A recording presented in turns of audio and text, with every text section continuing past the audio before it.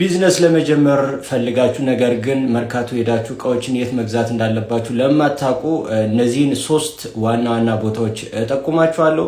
በሶስተኛ ደረጃ የህፃናት ልብሶች፣ የህፃናት መጫወቻዎች እንዲሁም ደግሞ የተለያዩ የህፃናት ነገሮችን የምታገኙበት ህንፃ እጠቁማችኋለሁ።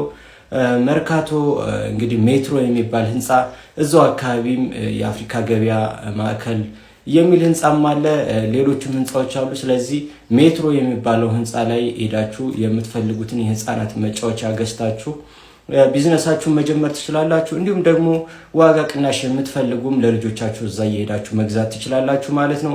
በሁለተኛ ደረጃ የምነግራችሁ ደግሞ የቤት ዕቃ በሲንግልም ሆነ ደግሞ በብዛት እንዲሁ ለቢዝነሳችሁ ለቤታችሁም ከፈለጋችሁ የት መግዛት እንዳለባችሁ ነው። በጣም ወሳኝ ቦታ ነው የምነግራችሁ። ህንጻው ሙሉ የቤት ዕቃ ነው ያለበት ማለት ትችላላችሁ። እዛ በርካሽ ሂዳችሁ መግዛት መቻል አለባችሁ ብዬ አስባለሁ። ቦታው መሀል መርካቶ የገበያ ማዕከል ይባላል። ያው በፎቶ አሳያችኋለሁ ወይም በቪዲዮ ማለት ነው። ስለዚህ እዛ ሂዳችሁ መግዛት ትችላላችሁ ማለት ነው። ቪዲዮውን ከወደዳችሁትና እንደዚህ አይነት ቪዲዮዎች የምትፈልጉ ከሆነ ፎሎ በማድረግ ቤተሰብ መሆናችሁን አትርሱ። እንዲሁም ሌሎች እንድጠቁማችሁ የምትፈልጉትን ቦታዎች ኮሜንት ላይ አስቀምጡልን። ያው እኔ እነዚህን ቦታዎች ስጠቁም ሌላ ቦታ የለም ማለት አይደለም። ነገር ግን እኔ ከማውቃቸውና በብዛት የሚሸጥባቸውን ቦታዎች ነው ለመጠቆም ያሰብኩት ማለት ነው።